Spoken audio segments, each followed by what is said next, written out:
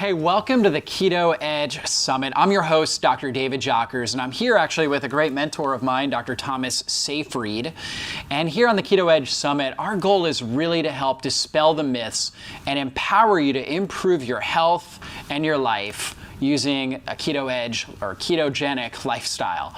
And so Dr. Thomas Seyfried actually wrote the book, The Metabolic Theory of Cancer, and you were a professor and a researcher at Boston College, is that correct? That's correct. Yep. And tell us about how you got into cancer and cancer research to begin with. We've always done work in lipid metabolism in cancer. And basically, it's purely academic. Yeah. But we also did a lot of work on ketogenic diets for epilepsy, and one thing led to the other. Yeah. And then we realized that you could shrink tumors by depriving them of their fermentable fuels, which then put us on the pathway to manage and try to resolve these cancers. Yeah. So it came through basic academics, through epilepsy, because the ketogenic diets have been used in epilepsy for epilepsy years. That's where all the beginning research was. Beginning Wilder at Mayo Clinic. Yes. Back in the 1920s. But we have models for epilepsy, and we were finding that these ketogenic diets are spectacular in reducing seizures. Yeah. And they reduce seizures by lowering blood sugar and elevating ketones. Right. And then it became clear that the cancer cells need that glucose, and the same strategy could be, it's even better for cancer than it is for epilepsy. Yeah, absolutely. So, and the mechanism is so much clearer, more clear for how those reducing glucose and elevating ketones actually manages cancer. We don't know how that manages epilepsy. Right, So we're still trying to figure that out. Research for the next 100 years. Right. But for cancer, it's clear, and we know how to exploit that. Yeah. Yeah, and Otto Warburg, right, originally kind of pioneered the idea, right? Yeah, he showed that cancers are fermenting. Yes. Okay. What he didn't know is they also ferment amino acids, which we now know, and they're doing that work.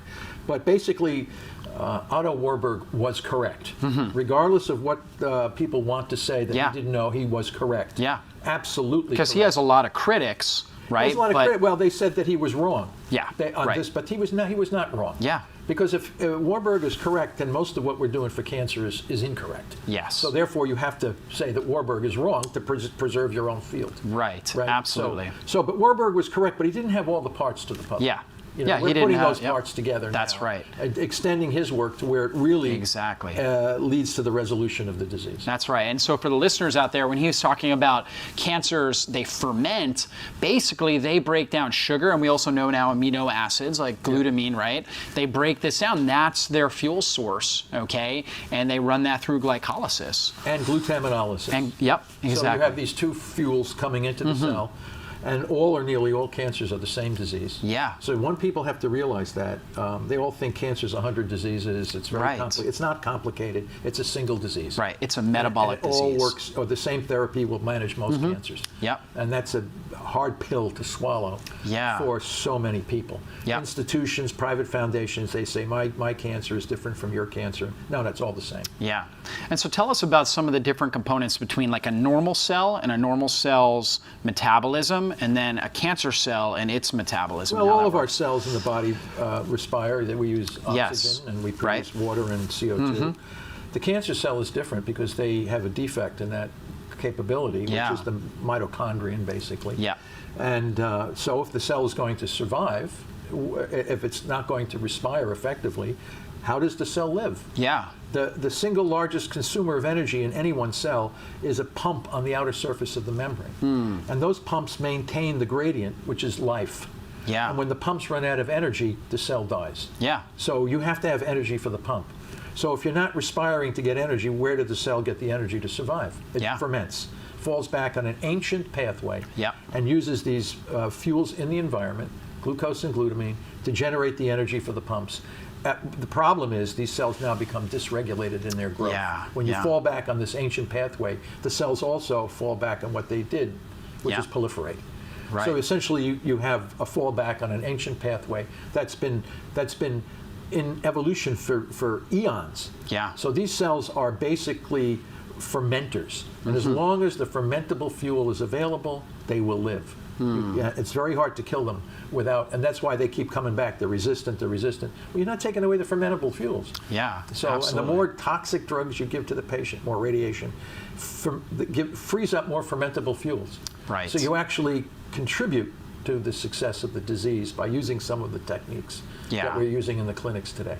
Right. Consequently, we have 1,600 people a day dying from cancer. Yeah, crazy, absolutely. It's not it doesn't have to happen. Yeah, and most oncologists have no idea about this. If you were to go to them and say, hey, does sugar cause cancer? Well, it's not their fault. Yeah. They're not trained to do that. Very true. Okay, their educational process is missing the most important components. Right. And if they're not ever trained to do this, and they're trained to do only certain things, they must think that is what works. Yeah. But so this is we have a vast absence of knowledge. Right. Okay, and they're not trained. So what do? You go to those guys, and they're going to give you radiation and chemo and radical surgery because that's all they know what to do. Yeah. They're not bad people. They're people. They're interested in the survival of their patient. Absolutely. Using the tools that they were instructed to use. But they were never instructed to use metabolic therapy. Yes. So you have this missing link. Yeah, and metabolic therapy, if a knowledgeable oncologist understands metabolic therapy, they can use something like a chemotherapy more effectively, right? Well, they could. Yeah. The problem was when you go down that path, you are now at odds with the recommendations of the AMA. True. In treating patients, and they fear that they could lose their license and they could be ostracized from the group. Yeah. Even if they want to do this, they're restricted from doing it because it's not sanctioned. Yeah. So then you have to go to a higher level. Why are they not sanctioning this? Right. Then we get into big other issues. Yes, absolutely. And so, with your research, what sort of models are you looking at, and what have you found as you go deeper with your research? Well, we've developed some of the best models for prostatic cancer and glioblastoma. Yeah. So glioblastoma is a brain cancer. Yeah, it's really growing, very popular. It's a very devastating. Yeah, it is. I've had many patients with it. Yeah. And unfortunately, it's the standard of care that basically is responsible in large part for the demise of most of these patients. Yeah. It's a tragedy. Yeah. So, and the ones who go metabolic do much better. Yeah. So, but it's very hard to break into that mindset. Right. And you're right, the surgeons are unfamiliar with this, the neuro-oncologists. Yes. But it's not only it's like breast cancer, colon cancer, every kind of cancer. Yeah. They just don't know. Yeah. They hear about it, but they can't implement it because they're not sanctioned to implement it. So we have a problem, a huge problem for all these cancers. Definitely. And so when you're putting somebody into a therapeutic ketosis for cancer, right, in your research, what have you found as far as blood sugar, kind of where we want to keep that blood sugar, where we want to get those ketones up to? Well, we published a paper on the glucose ketone index calculator, which allows everyone to know where they stand with respect to therapeutic ketosis. Right. So people ask me, can I eat this? Can I do that? And the answer is, well, measure your index. How your body responds. Yeah. How your body responds. What's your index? Right. So if you're 1.0 or below, you're doing well. You're in therapeutic ketosis. Yeah. So if you eat this and you fall out of therapeutic ketosis, don't eat that. Right. Right? And it could vary from one person to the next. Yeah. Like what you can eat, this other guy can't, and vice versa. Yeah. So you just measure it. So then you have a hard biochemical marker to let you know whether or not you can be eating that or doing this. Right. Okay. And there's a new app that just came out called Heads Up Health. Yeah. Where they adapted the glucose ketone index together with what a person would do on his daily life. Yeah. Exercise, what he eats, what he does all during the day, measuring his index. It was made for cancer patients originally, but now we find all these normal, healthy people who want to stay in ketose and not get cancer are using the same app. So it's kind of interesting. And it looks at that glucose ketone it looks at index. the index, but also what you're eating, what kind of exercise you have, what your days, parts of the day where you don't do anything, so it regulates your whole activities in your body related to therapeutic ketosis. Yeah. So then you have a clear idea of what your body is experiencing over the course of days and weeks and months. So it gives you a kind of a report card on your body's health status. Yeah. Which is really quite it's a very empowering. Yeah, so helpful, absolutely. Yep. And so obviously there's lots of research coming out on ketones and their ability to help improve brain function, all different components like that. And so as far as that goes, what are we finding out just about beta-hydroxybutyrate, maybe epigenetically? Are you finding anything? Well, of course, when you go into the academic, go down to the academic level, beta-hydroxybutyrate is a histone deacetylase inhibitor. Yep. And they have toxic drugs that do that. Right. The question is, how high do you have to get your ketones to have inhibit histone deacetylases? And the answer is we're not really sure. Right. Okay. We're still trying to figure that out. This is a wonderful path to follow in academic medicine. Yeah. But the patient with cancer or Alzheimer's disease or something, they're not really interested in histone deacetylases. Right. They're just interested in trying to keep the tumor at bay or keep whatever cognitive function they have remaining. Right. Right. Yeah, so this is a different issue, and they want to know what I have to do to stay in this zone so I don't go down faster than I'm on this path.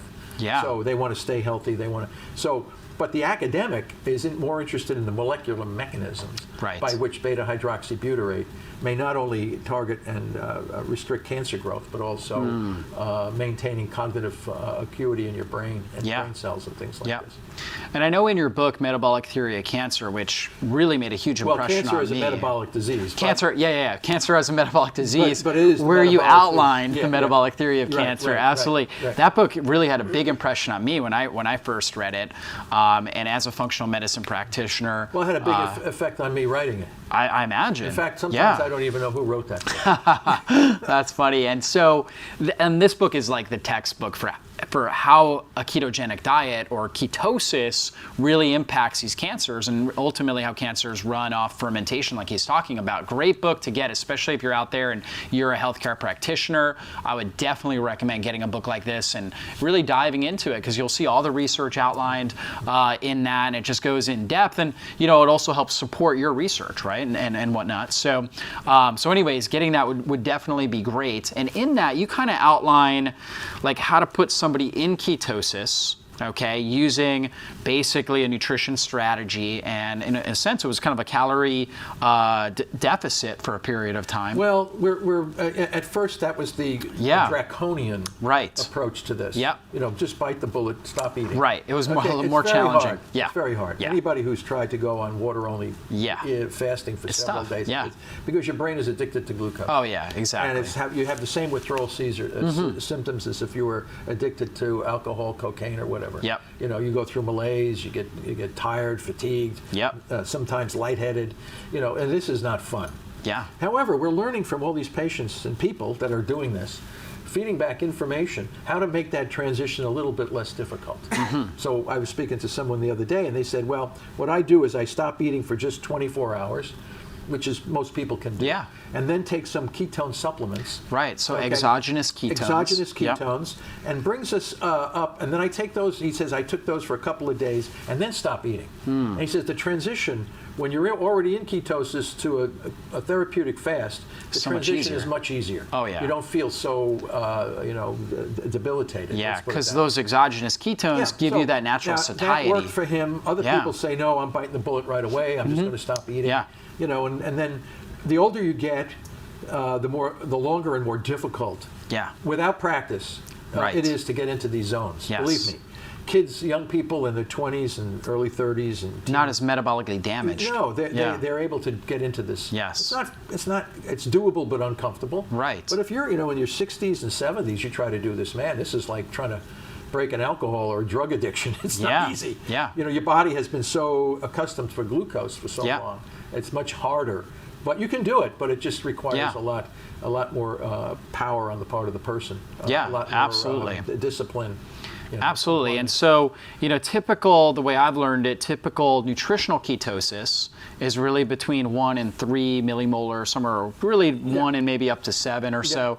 And so for therapeutic... That's all in the therapeutic range. That's in the therapeutic range? And then if you did your blood sugar measurements and you found your glucose to be in the around 70 or 80 milligrams per deciliter, you convert that to millimolar and you do the ratio. Right. And you're pretty close to 1 or below 1. Yeah, so you're in the therapeutic, you're in the zone in that therapeutic Once you know what the zone is, then you can work to get to that zone. Right. Right? So, but people doing it on their own without knowing the index. Oh, I'm in ketosis. Well, how do you know? I peed on a strip and it told me I was. Right. But that's not accurate. You got to have the blood ratio. Yeah. That's the accurate way. Then you know for sure you're in therapy. And you said that blood ratio is 1:1?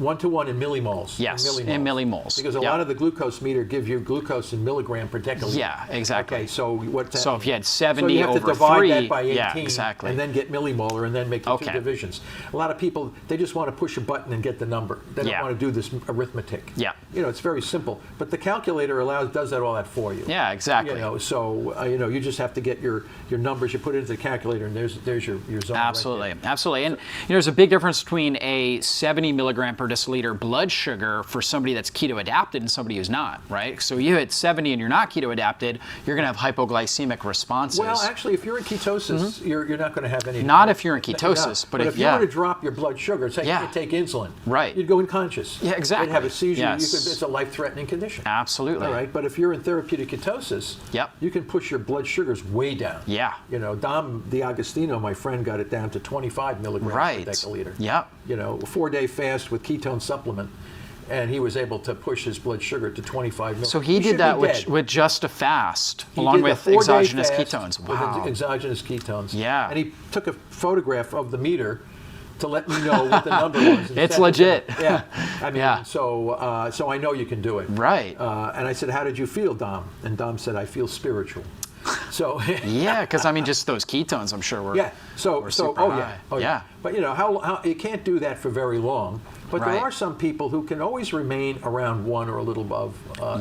When you go to those extremes, you're down well below 1. You're down to 0.3, 0.4 range. And that's not really sustainable long term. It's hard to do that. Yeah. It's hard to sustain that. And I don't think most people want to sustain it. Yeah. I mean, you really have to be very disciplined and compliant to do that. You more or less have to drop out of society to stay in those zones.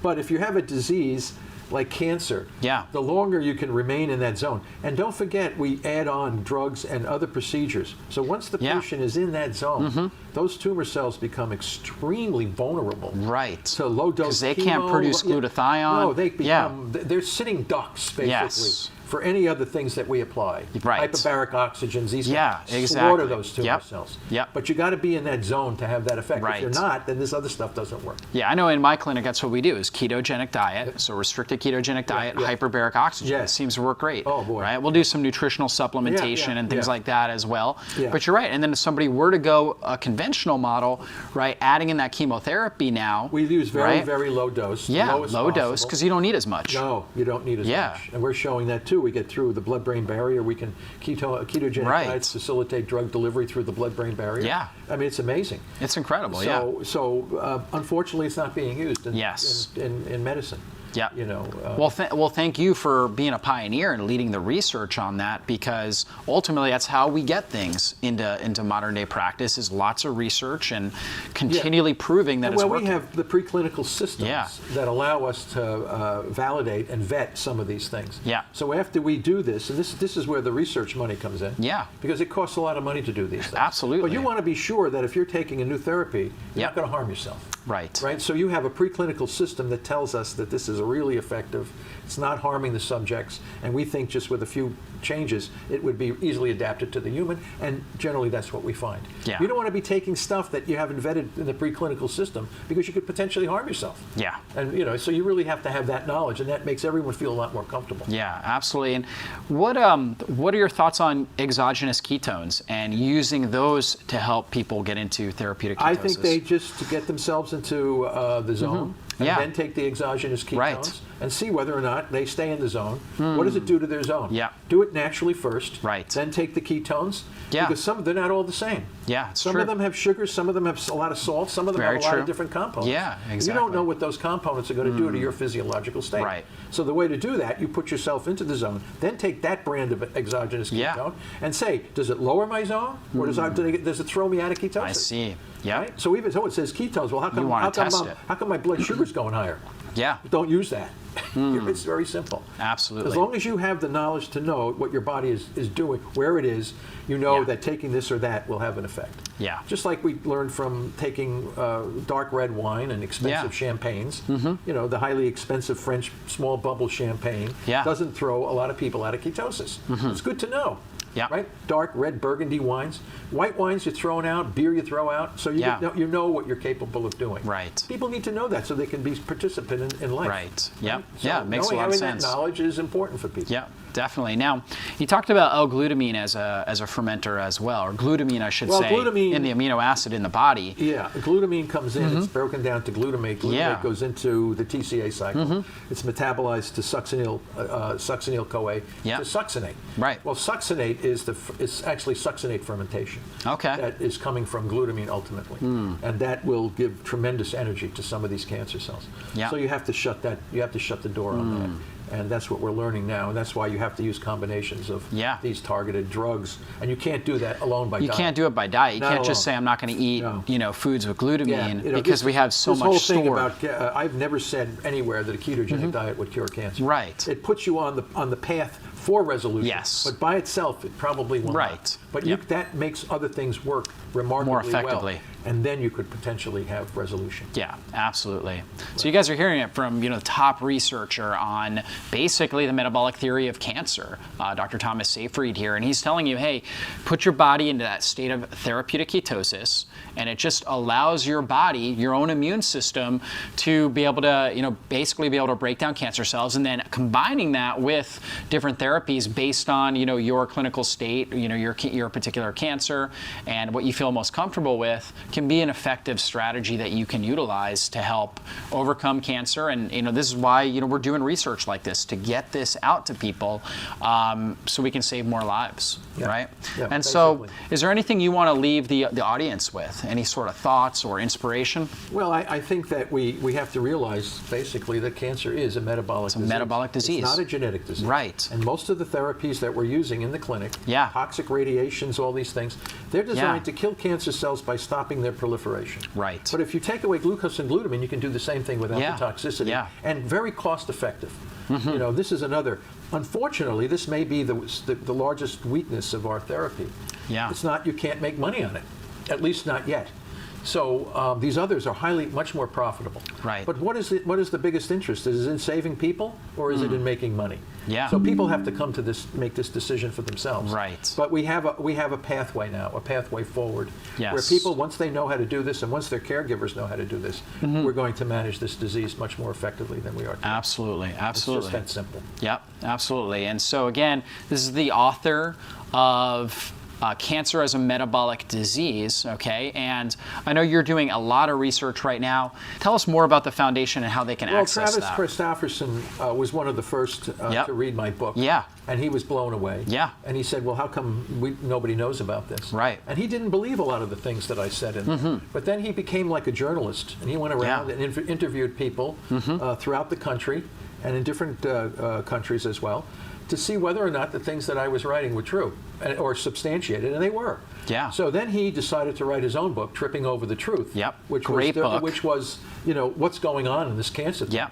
So then he set up a private foundation to collect funds that are used in large part to support our research through the university. Yeah. So the Boston College sets up grants with these private foundations, and they support my research through these private foundations. And that's a very traditional way to support academic research. Yeah. People cannot write me checks personally, and I go out and buy supplies. Can't do it that way. It's through an organization. It's through, because I am an employee of Boston College. My mission is to train and teach undergraduates and graduate students, and then the support that we get through the university comes from private foundations or federal government grants and this kind of thing, but it comes through the university. But Travis's foundation does have an ongoing research grant with Boston College, and therefore the funds come through Travis's foundation and other private foundations as well. Yep. So this is the way that works because we test we do the preclinical testing. As soon as I see something that works, I call my clinician friends who are able to implement these, and then we start bringing it to the population. This is what we call bench to bedside. This is translational research the way it should be done. Right. And we're seeing immediate success for so many patients because we've developed the best animal models for brain cancer and metastatic cancer. And and it's very hard. People say you cure cancer in mice. You don't. When you have cancer in mice that's like human, it's just as difficult to cure this mouse as it is to cure the human. So we have the best models. We know what works, what doesn't work, and then we can make recommendations to the physicians as to what they should do. And the example of this is what's going on in Turkey right now, where in their clinic in Istanbul are using our press pulse concept to treat all these stage 4 cancer patients with remarkable success. Wow. So we can see the direct benefit of what we're doing. Yeah, and stage 4, I mean, these are very fast-growing cancers. These are the hardest, okay? And so, you know, with his animal studies, they're showing that, hey, they're seeing results. Then they go, and this is the man who spends his time in the lab, right? And then he goes ahead, he contacts his clinician friends, they start putting it in action, so we're able to see, okay, it's working on the rats. How about, you know, with people, right? Work on the mice. Mice. I'm sorry, not rats, mice. And then, boom, now we start to implement it with people. Are we going to see similar results? Are we seeing results with it? We've been seeing similar results with the dogs. Dogs with cancer. Right. They're just as responsive as humans. So that's why it's all the same disease. Right. Same therapy works on dogs, works on human, works on mice. Right. It's one disease, one mechanism of action. It's a fermenting disease. Take away fermentable fuels, and you manage the disease. It's not that complicated. Right. We've made it complicated disease. Yeah, absolutely. I just want to encourage you guys, if you are enjoying this information, you want to support Dr. Seyfried's research and really get this message out and ultimately just really apply this for yourself, then I want to encourage you to own the Keto Edge Summit for yourself. You'll get all the interviews, the transcripts, everything you need to be able to use for a lifetime at your own time and your pace. And if you'd be so honored to consider that, you know, ultimately we would consider that a great honor and a privilege. So God bless you guys, and we will see you in a future interview.